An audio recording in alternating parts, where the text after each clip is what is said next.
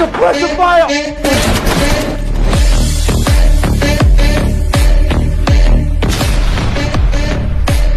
guys, welcome to Mupade Defense Academy. So நீங்க என்ன பார்க்க போறோம்னு பாத்தீங்கன்னா ஆர்மிக்காக ஒரு சீரிஸ் போக போகுது.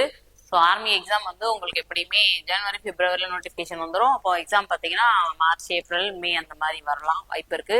ஸோ உங்களுக்கு கொஞ்சம் யூஸ்ஃபுல்லாக இருக்கும் அப்படின்றதுக்காக ப்ரீவியஸ் இயர் கொஸ்டின்ஸை பேஸ் பண்ணி ஆர்மிக்காக ஒரு சீரிஸ் போக போகுது. அந்த சீரீஸ்ல சயின்ஸ் கொஸ்டின்ஸ் நாம இன்னைக்கு பார்க்க போறோம். உங்களுக்கு கொஸ்டின் பேப்பர் எப்படி இருக்குன்னு பாத்தீங்கன்னா ஜிகே வந்து 15 கொஸ்டினும், அதே மாதிரி சயின்ஸ் 15, மேக்ஸ் 15, ரீசனிங்ல ஒரு 5 கொஸ்டின், மொத்தமா 50 கொஸ்டின்ஸ் இருக்கும். 50 கொஸ்டின்ஸ், ஒரு கொஸ்டினுக்கு 2 மார்க், 50 × 2 100 மார்க்குக்கு நீங்க எக்ஸாம் எழுத போறீங்க. அதுல வந்து 32 மார்க் எடுத்தா பாஸ் ஆகுற மாதிரி இருக்கும். ஸோ நீங்க இந்த கொஸ்டின்ஸ் பாருங்க. இது வந்து உங்களுக்காக ஒரு ப்ரீவியஸ் இயர் கொஸ்டின்ஸ் தான். ஸோ இது வந்து உங்களுக்கு வந்து ஒரு பேசிக் ஐடியாஸ் மாதிரி இருக்கும். நீங்க பாத்தீங்கன்னா இந்த மாதிரி எல்லாம் ஆர்மில கொஸ்டின்ஸ் கேட்பாங்களா அப்படின்னு ஒரு ஐடியா கிடைக்கும். அதுக்காக தான் இந்த சீரீஸ். ஸோ பாக்கலாங்களா? ஃபர்ஸ்ட் கொஸ்டின் பாருங்க. What is solar cell made of? சூரிய மின்கலம் எதனால் ஆனது? சூரிய மின்கலம் எதனால் ஆனது அப்படின்னு பாத்தீங்கன்னா சிலிக்கான் அப்படின்னு சொல்லக்கூடிய ஒரு தனிமம். சரியா? இதுதான் சூரிய மின்கலம் அப்படின்னா என்ன அப்படின்னு பாத்தீங்கன்னா, அதாவது சூரிய ஆற்றலை மின்னாற்றலாக மாற்றக்கூடிய ஒரு பிளேட் மாதிரி இருக்கும் இல்லையா, அதுதான் வந்து சூரிய மின்கலம் அப்படின்னு சொல்லுவோம். அதுல பயன்படக்கூடிய தனிமம் எதுன்னு பாத்தீங்கன்னா சிலிக்கான் அப்படின்னு சொல்லுவோம். சரியா? இதுதான் வந்து பயன்படுத்துவாங்க. அதே மாதிரி இந்த கேலியம், சிலிக்கான் இது எல்லாமே குறைக்கடத்திகள், செமிகண்டக்டர்ஸ் அப்படின்னு சொல்லுவாங்க. பகுதி அளவு மின்சாரத்தை கடத்தக்கூடியதா இருக்கும். இந்த கேலியம் எதுக்கு பயன்படுதுன்னு பாத்தீங்கன்னா இந்த செல்போன் சிப் எல்லாம் வருது இல்லையா, ஏடிஎம் கார்டுல வரக்கூடிய சிப் இதெல்லாம் தயாரிக்கிறதுக்காகவும் பயன்படுத்துறாங்க. அதே மாதிரி டெஃப்லான் அப்படின்றது இது ஒரு தனிமம் கிடையாது, கார்பனும் புளூரினும் சேர்ந்த ஒரு வகையான கலவை. இது எதுக்காக பயன்படுத்துறாங்க அப்படின்னு பாத்தீங்கன்னா நான்ஸ்டிக் எல்லாம் தவா வருது இல்லைங்களா, நான்ஸ்டிக் தவா, நான்ஸ்டிக் கடாய் இதெல்லாம் அதோட கோட்டிங் கொடுக்கறதுக்காக இதை பயன்படுத்துவாங்க. அதே மாதிரி கார்பன் அப்படின்றது ஒரு தனிமம் தான். சோ இது எங்கெல்லாம் பயன்படுதுன்னு பாத்தீங்கன்னா இந்த பென்சில் கூர்ல கிராஃபைட் வருது இல்லையா, இது அதே மாதிரி வைரம் இது எல்லாமே கார்பனோட ஒரு புறவேற்றுமை வடிவங்கள் அப்படின்னு சொல்லி படிச்சிருப்போம் இல்லையா. சோ இதெல்லாம் தான். ஓகே, அடுத்த கொஸ்டின் பார்க்கலாமா? செகண்ட் கொஸ்டின் பாருங்க. A chemical compound X is prepared by heating gypsum. It is white powder and used as a fire proofing material. What compound X is? அதாவது ஜிப்சத்தை சூடாக்கி எக்ஸ் என்ற வேதியியல் சேர்மம் தயாரிக்கப்படுகிறது. இது வெள்ளை பொடியாகி தீ தடுப்பு பொருளாக பயன்படுத்தப்படுகிறது. எக்ஸ் கலவை என்ன அப்படின்னு கேட்டிருக்காங்க. அதாவது ஜிப்சம் அப்படின்றது என்னன்னா அது ஒரு வகையான கெமிக்கல் தான். கால்சியம் சல்பேட் டைஹைட்ரேட் அப்படின்னு சொல்லுவாங்க. CaSO4.2H2O அப்படின்னு சொல்லுவோம். இதை சூடுபடுத்தணும் அப்படின்னா என்ன ஆகும்னா இதுல இருக்கக்கூடிய நீர் மூலக்கூறுகள் ஆவியாகிட்டு கால்சியம் சல்பேட் ஹெமிஹைட்ரேட் அப்படின்னு சொல்லி ஒரு பொருள் கிடைக்கும். இதுதான் என்ன சொல்லுவாங்கன்னா பாரிஸ் சாந்து அப்படின்னு சொல்லுவோம். இதோட வேதியியல் வாய்ப்பாடுகளும் கேட்பாங்க. சோ இதையும் தெரிஞ்சுக்கோங்க. ஓ சரியா, இது கால்சியம் சல்பேட் டைஹைட்ரேட் அப்படின்றது ஜிப்சம், ஜிப்சத்தோட வேதியியல் வாய்ப்பாடு. இது சூடுபடுத்தும் அப்படின்னா இந்த நீர் மூலக்கூறு, இது வந்து H2O அப்படின்றது நீர் மூலக்கூறு இல்லையா, இது ஆவியாகிட்டு என்ன கிடைக்குன்னா ஹெமிஹைட்ரேட் அப்படின்னு சொல்லக்கூடிய ஒரு பொருள் கிடைக்கும். சரியா? இது எதுக்காக பயன்படுது அப்படின்னு பாத்தீங்கன்னா, அதாவது பாரிஸ் சாந்து எதுக்குன்னா எலும்பு முறிவு எல்லாம் ஏற்படுது இல்லையா, அந்த எலும்பு முறிவை ஒட்ட வைக்கிறதுக்காகவும் சிலைகளுக்கான வார்ப்புகள் தயாரிக்கவும் இந்த பாரிஸ் சாந்து பயன்படுது. அதே மாதிரி சலவை சோடா அப்படின்றது சோடியம் கார்பனேட் அப்படின்னு சொல்லுவோம். இது எதுக்கு பயன்படுதுன்னா கடின நீரை மென்னீராக்க பயன்படும். சோடியம் ஹைட்ராக்சைடு NaOH அப்படின்னு சொல்லுவோம். இது எதுக்காக பயன்படுதுன்னு பாத்தீங்கன்னா சோப்புகள் தயாரிக்கிறதுக்காக பயன்படுத்தக்கூடிய ஒரு வகையான காரம் அப்படின்னு சொல்லுவோம். சமையல் சோடா சோடியம் பைகார்பனேட் அப்படின்னு சொல்லுவோம். NaHCO3 சொல்லுவோம். இது எதுக்காக பயன்படுதுன்னா இது வந்து சமையல்ல நம்ம கேக் எல்லாம் செய்யறோம் இல்லையா, கேக் தயாரிக்கும் போது சாஃப்டா பொஸ்ன்னு வரும் இல்லையா, அதுக்காக பயன்படுத்தக்கூடியது சமையல் சோடா அப்படின்னு சொல்லுவோம். சோ இங்க ஜிப்சத்தை சூடுபடுத்தினா நமக்கு என்ன கிடைக்கும் பாத்தீங்கன்னா பாரிஸ் அந்த பிளாஸ்டர் ஆஃப் பாரிஸ் அப்படின்னு சொல்லக்கூடிய ஒரு வேதிப்பொருள் கிடைக்கும். சோ அடுத்த கொஸ்டின் பாருங்க. which of the following is an example of chemical change? பின்வருவனவற்றில் வேதியியல் மாற்றத்துக்கு உதாரணம் எது? வேதியியல் மாற்றம் கெமிக்கல் சேஞ்சுக்கு உதாரணம் எது? அதாவது ஏதோ ஒரு வினை நடக்குது அப்படின்னா அது திருப்பி மீள் வினை நடக்காது, அதாவது அந்த பொருளை வந்து நம்ம திரும்ப பெற முடியாது. அந்த மாதிரியான வினைகள் வந்து வேதியியல் வினைகள் சொல்லுவோம். அதாவது ஏதோ ஒரு மாற்றம் நடந்து திரும்ப அந்த விளைபொருளே நம்ம கிடைக்குது அப்படின்னா அது வந்து மீள் மாற்றம் அப்படின்னு சொல்லுவோம். அது வந்து இயற்பியல் மாற்றத்துக்கு எக்ஸாம்பிளா சொல்லலாம். சோ இங்க என்ன கொடுத்துருக்காங்கன்னு பாருங்க. ஃபர்ஸ்ட் வந்து பர்னிங் வுட், மரத்தை எரித்தல். ஒரு மரத்தை எரிச்சிட்டோம் அப்படின்னா திருப்பி நம்மளால மரத்தை கொண்டு வர முடியாது இல்லையா, அப்ப இதுதான் வந்து வேதியியல் மாற்றத்திற்கு உதாரணம் அப்படின்னு சொல்லலாம். பர்னிங் வுட் இதுதான் சொல்லலாம். ஓகேவா? அடுத்ததெல்லாம் இருக்கிறதெல்லாம் பாருங்களேன். கட்டிங் பேப்பர், பேப்பரை வெட்டுறோம், துண்டு துண்டா வெட்டுறோம் அப்படின்னா அதை திருப்பி என்ன பண்ணும், பேப்பரா உருவாக்க முடியும் இல்லையா, அப்ப இது வந்து இயற்பியல் மாற்றம் சொல்லலாம். அதே மாதிரி உருகும் பனிக்கட்டி, பனிக்கட்டி உருகி நீரானாலுமே அதை திருப்பி நம்ம ஃப்ரீஸ் பண்ணி என்ன ஆக முடியும், பனிக்கட்டி ஆக்க முடியும் இல்லையா, அப்ப இதுவுமே வந்து இயற்பியல் மாற்றம் தான். அப்புறம் பாருங்க கொதிக்கும் நீர், நீர் கொதிச்சு ஆவியாகி போகுமா, திருப்பி ஆவிகள்லாம் வந்து குளிர்ந்து மழையா பெய்யுமா, அப்போ இதுவுமே வந்து இயற்பியல் மாற்றம் தான். அதாவது அதாவது பொருள் வந்து தன்னோட பழைய நிலையை திரும்பவும் அடைஞ்சிச்சுன்னா அது வந்து இயற்பியல் மாற்றம் சொல்லுவோம். பழைய நிலையை அடைய முடியலன்னா அது வந்து வேதியியல் மாற்றம் அப்படின்னு சொல்லுவோம். அப்போ இங்க கொடுத்திருக்கிற ஆப்ஷன்ல ஆப்ஷன் ஏ தான் வேதியியல் மாற்றத்திற்கு உதாரணம். அடுத்த கொஸ்டின் பார்க்கலாமா? அடுத்த கொஸ்டின் பாருங்க. in which of the following process is oxygen released into the air? பின்வரும் எந்த செயல்முறைகளில் ஆக்சிஜன் காற்றில் வெளியிடப்படுகிறது? அதாவது ஆக்சிஜன் எப்போ காத்துல வெளியே வரும் அப்படின்னு பாத்தீங்கன்னா ஒளிச்சேர்க்கை போட்டோசிந்தசிஸ் அப்படின்னு சொல்லுவோம். அப்படின்னா என்ன அப்படின்னு பாத்தீங்கன்னா தாவரங்கள் தனக்கு தேவையான உணவை தானே தயாரிக்கக்கூடிய செயல்முறை தான் போட்டோசிந்தசிஸ், ஒளிச்சேர்க்கை அப்படின்னு சொல்லுவோம். அதாவது வளிமண்டலத்துல இருக்கக்கூடிய கார்பன் டை ஆக்சைடு தாவரங்கள் வேர் மூலமா உறிஞ்சக்கூடிய நீர் H2O இது என்ன பண்ணனா சூரிய ஒளி முன்னிலையில இலைகள்ல இருக்கக்கூடிய பச்சையம் நிறைமை கூட வினை புரிஞ்சு என்ன பண்ணும்னு பாத்தீங்கன்னா தனக்கு தேவையான உணவான குளுக்கோஸ் தயாரிக்கும் தாவரங்கள். இதுதான் வந்து உணவு அப்படின்னு சொல்லுவோம். இப்பதான் என்ன ஆகும்னா ஆக்சிஜன் வாயு வெளிவரும். அப்போ ஒளிச்சேர்க்கை நடைபெறும் போதுதான் என்ன வரும்னா ஆக்சிஜன் வாயு வெளிவரும். அதே மாதிரி தாவரங்கள் வந்து சுவாசிக்கும் போது என்ன பண்ணும் அப்படின்னா எல்லாரும் போலவும் நம்ம மனுஷங்களை போலவும் தான் அதாவது ஆக்சிஜனை உள்ள எடுத்துட்டு கார்பன் டை ஆக்சைடை வெளிவிடும். ஆனா சுவாசிக்கும் போது அந்த அளவுக்கு அதிகப்படியான ஆக்சிஜன் வந்து நமக்கு கிடைக்காது. ஒளிச்சேர்க்கையின் போது அதிகப்படியான ஆக்சிஜன் வாயு வெளியேறும். அதுதான் சொல்லியிருப்பாங்க. சரியா? இப்ப போட்டோசிந்தசிஸ் ஒளிச்சேர்க்கையின் போதுதான் வெளிவரும். அதே மாதிரி நீராவி போக்கு இலைத்துளைகள் வழியா நடைபெறும் இல்லையா? இதுவும் தெரியும் நமக்கு. இலைத்துளைகள் வழியா தான் நீராவி போக்கு நடைபெறும்.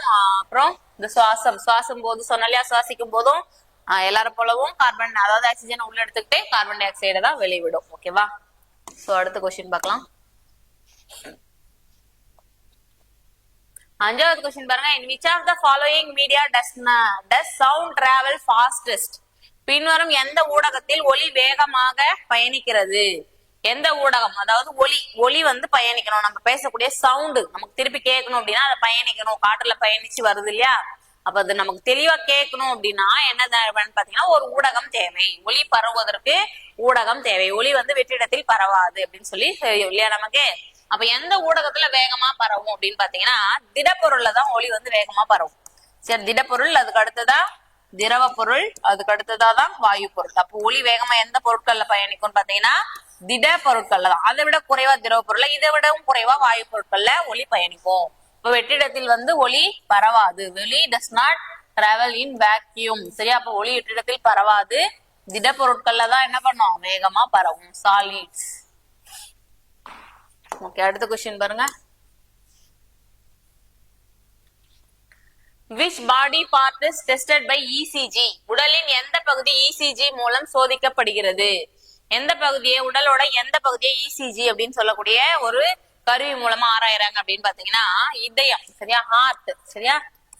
ஹார்ட் அப்படின்றது எலக்ட்ரோ கார்டியோகிராம், ECG அப்படின்னு சொல்லுவாங்க. எலக்ட்ரோ கார்டியோகிராம் அப்படின்றது என்னன்னு பாத்தீங்கன்னா ஒரு மின் அதிர்வுகளை செலுத்தி இதயத்தோட செயல்பாட்டை கண்டறியுது. இதயம் துடிக்குது இல்லையா?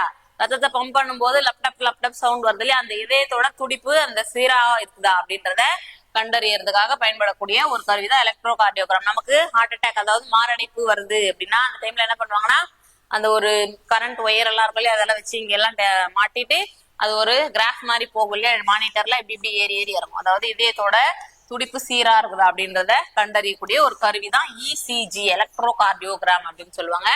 அதே மாதிரி மூளைக்கும் ஒரு கருவி இருக்குது, EEG அப்படின்னு சொல்லுவாங்க, எலக்ட்ரோ என்செஃபலோகிராம் அப்படின்னு சொல்லுவோம். இது வந்து மூளையில மின் அதிர்வுகளை செலுத்தி மூளையில ஏதாச்சும் தொற்றுக்கள் இருக்குதா, வீக்கம் இருக்குதா, கட்டி இருக்குதா அப்படின்றத கண்டறியக்கூடிய கருவியா இருக்கும். ECGன்றது இதயத்தோட செயல்பாடுகளை கண்டறியக்கூடிய கருவியா இருக்கும். சரியா? அதே மாதிரி சிறுகுடல்ல எல்லாம் ஏதாச்சும் தொற்றுக்கள் இருக்குது அப்படின்னா என்ன பண்ணுவாங்கன்னா எண்டோஸ்கோபி அப்படின்னு சொல்லுவாங்க இல்லையா? அந்த கருவி மூலயமா அதாவது ஒரு கருவியை உள்ள விட்டு அது மூலயமா கண்டறிவாங்க. அது மாதிரி சிறுநீரகம் சம்பந்தமா எது சொல்லலாம்னு பாத்தீங்கன்னா டயாலிசிஸ் அப்படின்னு சொல்லுவாங்க. அதாவது சிறுநீரகம் செயல்ல இழந்து போச்சுன்னா ஒரு செயற்கை சிறுநீரகம், அதுதான் வந்து டயாலிசிஸ் அப்படின்னு சொல்லுவோம்.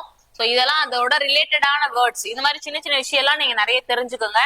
இந்த மாதிரி சிம்பிளான விஷயம் தான் உங்களுக்கு கொஸ்டினா கேட்பாங்க. இந்த மாதிரி ECG கேட்டிருக்காங்க, EEG, அதே மாதிரி டயாலிசிஸ் அப்படின்றது எதற்காக பயன்படக்கூடிய சிகிச்சை அப்படின்ற மாதிரி எல்லாம் கொஸ்டின்ஸ் கேட்பாங்க. சோ அது ரிலேட்டடா தான் நான் உங்களுக்கு சொல்லிட்டு இருக்கேன்.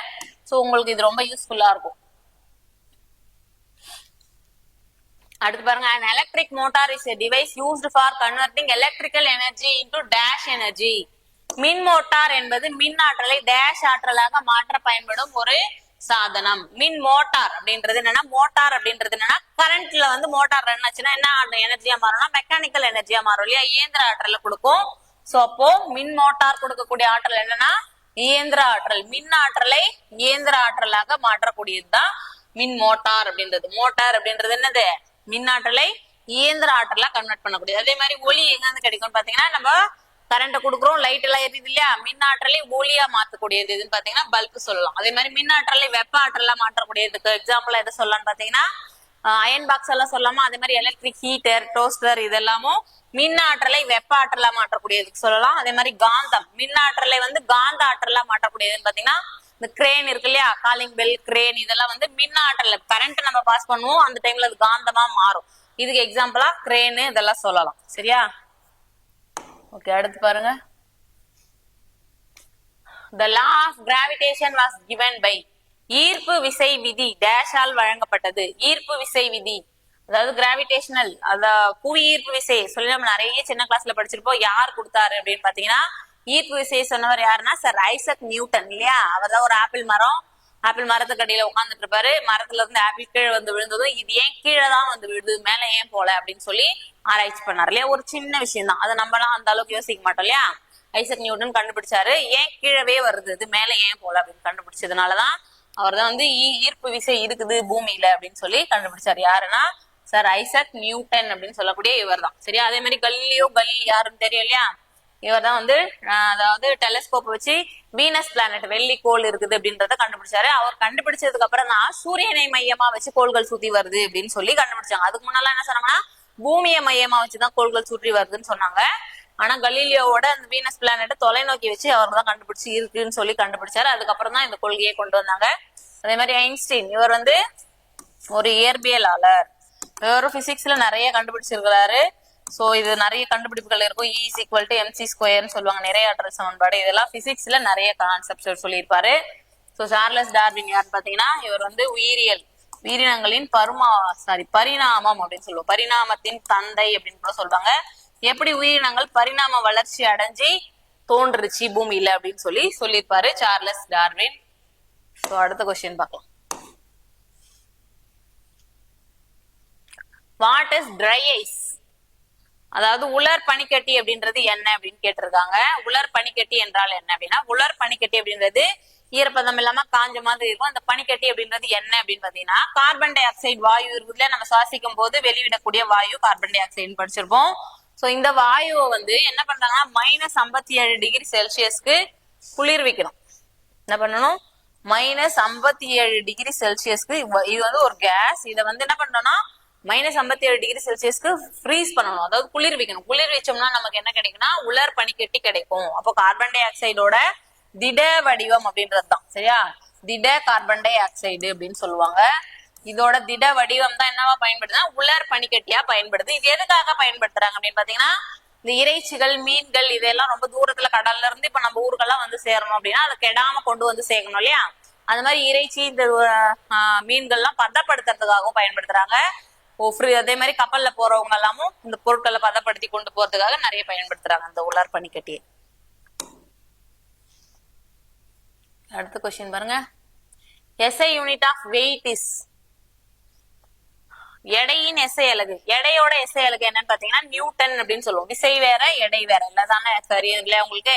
இப்ப விசைன்றது நிறைன்றது நிறையோட அலகு கிலோகிராம். ஒரு பொருள் எவ்வளவு நிறை இருக்குது, வெயிட் இருக்குது அப்படின்னு கேக்குறோம் இல்லையா. அப்போ வெயிட் அப்படின்றது என்ன சொல்லணும்னா எடைன்னு சொல்லணும். எடைன்றது அந்த பொருளின் மீது செயல்படக்கூடிய புவி ஈர்ப்பு விசையை தான் எடைன்னு சொல்லுவோம். நிறைன்றது பொருள்ல இருக்கக்கூடிய அந்த அளவை தான் நிறைன்னு சொல்லுவோம். நிறை எதால் அளப்போம் அப்படின்னு பாத்தீங்கன்னா கிலோகிராம் அப்படின்ற யூனிட்டால் அளப்போம். நிறையின் அலகு கிலோகிராம் தான் சொல்லணும். அப்போ எடையின் SI அலகுன்னு கேட்டா நியூட்டன் அப்படின்னு சொல்லணும். சரியா? சோ இதுதான். அதே மாதிரி கிராம் அப்படின்றது கிலோகிராமோட மிகச்சிறிய அலகு கிராம்னு சொல்லுவோம். டைன் அப்படின்றது என்னன்னு பாத்தீங்கன்னா CGS யூனிட்னு இருக்கு. சரியா? MKS, அதுக்கு அடுத்ததான் FES அப்படின்னு சொல்லி 3 விதமான அலகுகள் இருக்கும்.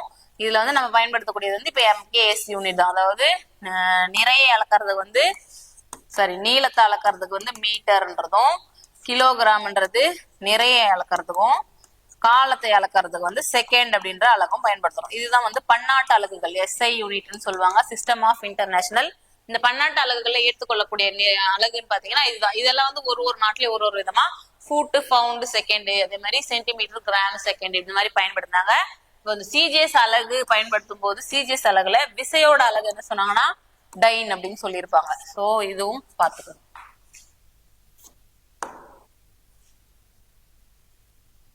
பாருங்க, the ore of mercury is பாதரசத்தின் தாது எது? பாதரசத்தோட தாது, அதாவது தாது அப்படின்னா என்னன்னா எந்த தனிமத்துல இருந்து அதாவது ஒரு கலவை மாதிரி பூமியில இருந்து கிடைக்கும், அதுல இருந்து நமக்கு எந்த தாது கிடைக்குதோ அதுதான் அந்த தனிமத்தோட தாது அப்படின்னு சொல்லுவோம்.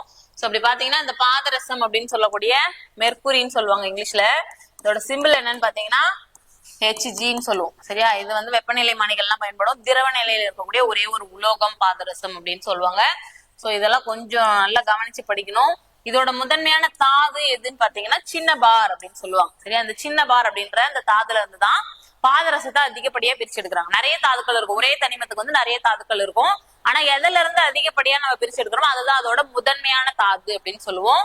அப்படி பாத்தீங்கன்னா பாதரசத்தோட தாது வந்து சின்ன பார் அப்படின்னு சொல்லுவோம். இந்த கார்னிரைட் அப்படின்றது வந்து நிக்கலோட ஒரு தாது. சரியா? முதன்மையான தாதுல நிக்கலோட ஒரு தாது. அதே மாதிரி ஸ்பெரலைட் அப்படின்றது பிளாட்டினத்தோட ஒரு தாதுவா இருக்கும். சால்கோல் சைட் அப்படின்றது காப்பர் செம்பு இருக்கு இல்லையா, இதோட ஒரு தாதுவா இருக்கும். சரியா? ஆனா அதோட முதன்மையான தாதுக்கள் வெவ்வேறு தான் இருக்கும். அதையும் கொஞ்சம் கவனிச்சு படிக்கணும். இந்த மாதிரியான கொஸ்டின்ஸ் எல்லாம் கேக்குறாங்க. எப்பவுமே ப்ரீவியஸ் இயர் கொஸ்டின்ஸ்ல இந்த மாதிரி கொஸ்டின்ஸ் வந்திருக்கு. சோ அடுத்து பார்க்கலாமா? 12வது கொஸ்டின் பாருங்க, மேட்ச் த ஃபாலோயிங். அதாவது types of cross pollination pollinators. மகரந்த சேர்க்கையின் வகைகள், மகரந்த சேர்க்கையாளர்கள். அதாவது தாவரங்கள் வந்து மகரந்த சேர்க்கை நடைபெறுது இல்லையா, அதாவது ஆண் இனப்பெருக்க உறுப்பு பெண் இனப்பெருக்க உறுப்பு புதுசான ஒரு தாவரத்தை உருவாக்கல, அதுதான் மகரந்த சேர்க்கை அப்படின்னு சொல்லுவோம். இந்த மகரந்த சேர்க்கை என்னென்ன காரணிகள் மூலயமா நடக்குது, அதோட பெயர் என்ன அப்படின்னு சொல்லுவாங்க அப்படின்னு பார்த்தா என்னென்ன காரணிகள்ன்றது இங்க கொடுத்துருக்காங்க. அதாவது பறவை, விலங்கு, நீர், பூச்சிகள், காற்று அப்படின்றத அதோட பெயர் நம்ம என்ன சொல்லுவோம். இப்ப பறவை மூலயமா நடந்தா என்ன, விலங்குகள் மூலயமா நடந்தா என்ன சொல்லுவோம் அப்படின்னு சொல்லி இங்க கொடுத்துருக்காங்க. சோ இதை பாக்கலாமா? ஃபர்ஸ்ட் வந்து பாருங்க அனிமோஃபீலி. அனிமோஃபீலி அப்படின்றது என்னன்னு பாத்தீங்கன்னா அனிமோ அப்படின்னா காற்று. சரியா? காற்று வழியா மகரந்த சேர்க்கை நடைபெற்றுச்சுன்னா, இப்ப காற்றுனா இப்ப தாவரங்களோட விதைகள் இந்த இயற்கையில விதையெல்லாம் பார்த்திருப்பீங்க, வெடிச்சு என்ன பண்ணா காத்துல அப்படியே பறந்து போகும். பறந்து போயிட்டு என்ன வாங்கினா வேற வேற தாவரத்துல உற்பத்தி ஆகும் இல்லையா. அப்ப வந்து காற்று மூலியமா மகரந்த சேர்க்கை நடைபெற்றுச்சுன்னா அது வந்து அனிமோஃபீலி அப்படின்னு சொல்லுவோம். அடுத்ததான் ஹைட்ரோஃபீலி. ஹைட்ரோஃபீலி அப்படின்றது என்னன்னு பாத்தீங்கன்னா ஹைட்ரோ அப்படின்னாவே நீர் இல்லையா. சோ அப்ப நீர் மூலியமா மகரந்த சேர்க்கை நடைபெற்றுச்சுன்னா அதை வந்து ஹைட்ரோஃபீலின்னு சொல்லுவோம்.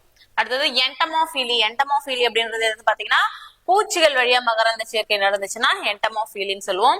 ஆர்னித்தோஃபீலி. ஆர்னித்தோனா பறவைகள். பறவைகள் பற்றிய படிப்பு ஆர்னித்தோலஜின்னு படிச்சிருப்போம் இல்லையா, அப்போ ஆர்னித்தோனா பறவை. சூஃபீலி. சூஃபீலினா விலங்குகள்.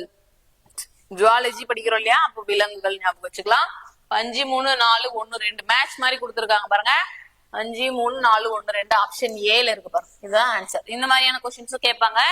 அதே மாதிரி தவறான கூற்று, பொருந்தாதது, பொருந்தியது, சரியாக பொருத்துக, இந்த மாதிரியான கொஸ்டின்ஸும் இப்ப எல்லாம் அதிகமா கேக்குறாங்க. சோ பாக்கலாம். அடுத்து பாருங்க, visible light is a spectrum of a number of waves with different wavelength range from. அதாவது கண்ணூறு ஒளியின் அலைநீள நெடுக்கத்தின் மதிப்பு என்ன? கண்ணூறு ஒளி அப்படின்றது என்ன அப்படின்னு பாத்தீங்கன்னா நம்ம கண்களால பிரிச்சறியக்கூடிய அந்த நிறங்கள், அதோட அலைநீள நெடுக்கம் என்ன அப்படின்னு கேட்டிருக்காங்க. நிறங்கள்ல வந்து விப்ஜிஆர் அப்படின்னு சொல்லுவாங்களே, அதுதான் கண்ணூறு ஒளியில் இருக்கக்கூடிய நிறங்கள். விப்ஜிஆர் வானவில் இருக்கக்கூடிய நிறங்கள் படிப்போம் இல்லையா, இதுதான். இது நம்ம கண்களால பிரித்தறியக்கூடிய நிறங்கள். வயலட், இண்டிகோ, ப்ளூ சொல்லுவாங்க இல்லையா, indigo, blue, green, yellow, orange, red அப்படின்னு சொல்லுவோம். விப்ஜியான்னு சொல்லுவோம். இதுதான் வானவில் இருக்கக்கூடிய நிறங்கள் படிச்சிருப்போம். இதுதான் கண்ணூறு ஒளி அப்படின்னு சொல்லுவோம். இதோட அலைநீள நெடுக்கத்தோட மதிப்பு எவ்வளவு இருக்கும்னு பாத்தீங்கன்னா 400 நேனோமீட்டர்ல இருந்து 700 நேனோமீட்டர் வரைக்கும் இருக்கும். சரியா? 400 to 700 நேனோமீட்டர். அடுத்த கொஸ்டின் 14வது கொஸ்டின் பாருங்க, reproduction can occur through budding in டேஷில் மொட்டு விடுதல் மூலம் இனப்பெருக்கம் ஏற்படலாம். எந்த உயிரினத்துல மொட்டு விடுதல் மூலம் இனப்பெருக்கம் நடைபெறுது அப்படின்னு கேட்டிருக்காங்க. எந்த உயிரினம் பாத்தீங்கன்னா ஹைட்ரா அப்படின்னு சொல்லுவாங்க. மொட்டு விடுதல் அல்லது அரும்புதல் அப்படின்னு சொல்லுவாங்க. அதாவது தாயோட உயிரில இருந்து இன்னொரு பிரிஞ்சு இன்னொரு உயிரினம், புதுசா ஒரு உயிரினம் உருவாக்குறதா வந்து மொட்டு விடுதல் அப்படின்னு சொல்லுவோம். சரிங்களா? அதே மாதிரி ஈரால் எல்லாம் பாத்தீங்கன்னா அதுவுமே ஒரு பால் உயிரினம் அப்படின்னு சொல்லுவோம். இதுல என்ன பண்ணோம்னா ஆண் இனப்பெருக்க உறுப்பு பெண் இனப்பெருக்க உறுப்பு ரெண்டுமே ஒரே உயிரினத்துல இருக்கும். அதோட உடல்லே முட்டைகள் மாதிரி உருவாகும். அதே மாதிரி மண்புழு அதே மாதிரிதான். மண்புழுல ஆண் மண்புழு பெண் மண்புழு அப்படின்லாம் இல்ல. அதுல என்ன பண்ணோம்னா ஆண் இனப்பெருக்க உறுப்பு பெண் இனப்பெருக்க உறுப்பு ரெண்டும் ஒரே மாதிரி தான் இருக்கும். அதே மாதிரி என்ன பண்ணா அதோட உடல்லயே வளர்ந்து பிரிஞ்சு வரும். சரி? அதே மாதிரி நட்சத்திர மீன்ல தான் வந்து ஆண் மீன் பெண் மீன் ரெண்டு தனித்தனியா இருக்கும். அதுல ஆண் விந்தணுக்கள் பெண்ணோடது அண்டணுக்கள்லாம் சேர்ந்து உருவாகி புதுசா ஒரு லார்வா மாதிரி உருவாகி புதுசான ஒரு நட்சத்திர மீனை உருவாக்கும். சரியா? இந்த இனப்பெருக்க முறைகளையும் ஒரு கொஸ்டின்ஸ் எப்பவுமே கேட்பாங்க. சோ இதையும் பாருங்க. அடுத்த கொஸ்டின் பாருங்க. Which of the following is the respiratory organ in earthworms? மண்புழுக்களில் சுவாச உறுப்பு எதுன்னு கேட்டிருக்காங்க. மண்புழு விவசாயிகளின் நண்பன் அப்படின்னு சொல்றோம். ஏன் அப்படி சொல்றோம் அப்படின்னு பாத்தீங்கன்னா, உயிரினங்கள் வெளியேற்றக்கூடிய அந்த கழிவுகள்லாம் இருக்கு இல்லையா, இது எல்லாமே மண்புழுக்கள் உண்டு. அது வெளியேற்றக்கூடிய அந்த கழிவுகள் இருக்கு இல்லையா, அந்த கழிவுகள் நைட்ரஜன் சத்து மிக்கதா இருக்கும். அதாவது மண்புழு சுற்றுப்புறத்தையும் தூய்மையாக்குது, அதே மாதிரி மண்ணோட வளத்தையும் கூட்டுது. அதனாலதான் என்ன சொல்றோம்னா மண்புழுக்களை விவசாயிகளின் நண்பன் அப்படின்னு சொல்லுவோம். சோ இதுல சுவாச உறுப்பு எது அப்படின்னு பாத்தீங்கன்னா தோல். மண்புழுக்கள் எது மூலயமா சுவாசிக்கும்னா தோல் மூலயமா தான், ஸ்கின் மூலயமா தான் சுவாசிக்கும். செவுள்கள் மூலயமா சுவாசிக்கக்கூடியது எதுன்னு பாத்தீங்கன்னா மீன்கள் தான் செவுள்கள் மூலயமா சுவாசிக்கும். அதே மாதிரி மூச்சு துளைகள் அப்படின்றது ஒரு சில பூச்சிகள் எல்லாம் சைட்ல துளைகள் மாதிரி இருக்கும். இது ஒரு சில பூச்சிகள்ல சுவாச உறுப்பா இருக்கும். அதே மாதிரி நுரையீரல், நம்ம இல்லையா மனிதர்கள் இருக்கும் இல்லையா, மனிதர்கள்லாம் எதாலும் சுவாசிக்கிறோம், நுரையீரல் அப்படின்னு சொல்லக்கூடிய காற்று பைகள் மூலமா சுவாசிக்கிறோம், லங்ஸ். சரியா? சோ அப்ப மண்புழுக்கள் எதன் மூலம் சுவாசிக்கும்னு பாத்தீங்கன்னா தோள்கள் மூலமா தான் சுவாசிக்கும். சோ ஓகே, இந்த வீடியோ உங்களுக்கு கொஞ்சம் யூஸ்ஃபுல்லா இருக்கும் அப்படின்னு நினைக்கிறேன். சோ ஆர்மிக்கு படிக்கிற பசங்க, வீட்டுல இருந்தே படிக்கிறவங்க இந்த வீடியோஸை பார்த்து கொஞ்சம் யூஸ்ஃபுல்லா படிங்க. நீங்களும் ஒரு சோல்ஜர் ஆகிடணும் அப்படின்னா ஒரு வெறி கொண்டு படிங்க. So thank you.